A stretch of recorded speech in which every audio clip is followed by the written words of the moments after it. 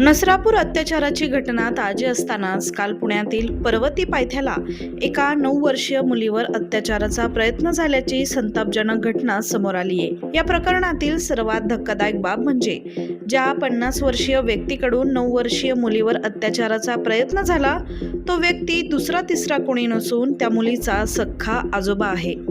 काल मंगळवारी रात्री 9:30च्या सुमारास मुलीच्या रडण्याचा आवाज ऐकून शेजारी राहणाऱ्या महिलेने तात्काळ धाव घेतली।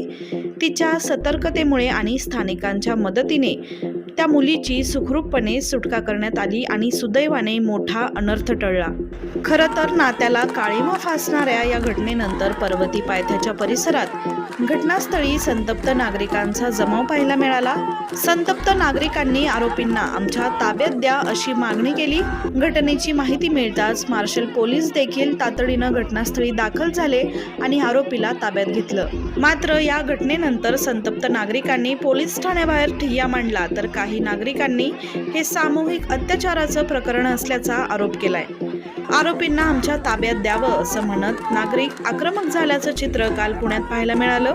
पोलिसांनी संशयितांना त्यांच्या ताब्यात घेत पुढील कारवाई सुरू केली असून याबाबतची अधिक माहिती वरिष्ठ पोलीस निरीक्षक राजेंद्र सहाने यांनी दिली आहे। काल दिनांक 5 मे रोजी रात्री 9:30 वाजे सुमारास पर्वती पोलीस हद्दीमध्ये पर्वती पायथ्याजवळ एका वयोवृद्ध माणसाने एका लहान बाळावर लैंगिक अत्याचार केले आहे अशी इन्फॉर्मेशन पोलिसांना मार्शलला प्राप्त झाली।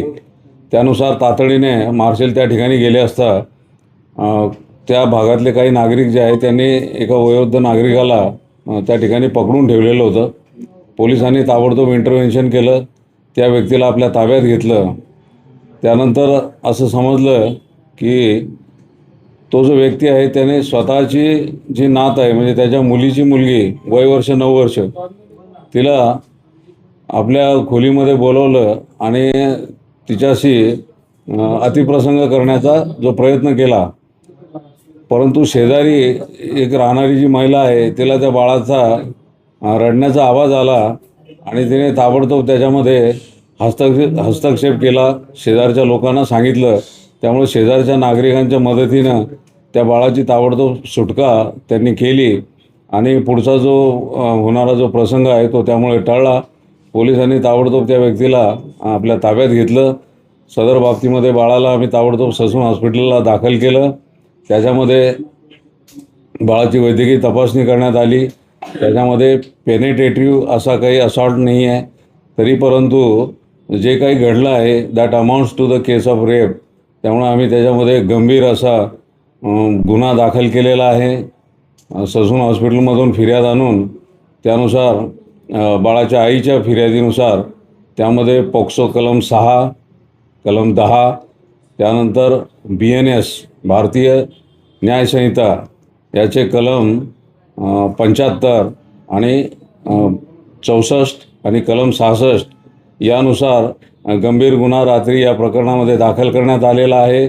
त्यानंतर गुन्हा दाखल झाल्यानंतर त्या गुन्ह्यामध्ये आरोपीला रितसर अटक करण्यात आलेली आहे। त्याला आज कोर्टामध्ये प्रोड्यूस करण्यात येणार आहे। बाळाची वैद्यकीय तपासणी झाल्यानंतर त्याला डिस्चार्ज देण्यात आलेला आहे। त्याची प्रकृती अतिशय व्यवस्थित आहे आणि या घटनेची थोडीशी प्रतिक्रिया नागरिकांकडून उमटली होती, त्यावर योग्य तो पोलीस बंदोबस्त नेमण्यात आलेला होता। परिस्थिती आता अतिशय शांत आहे।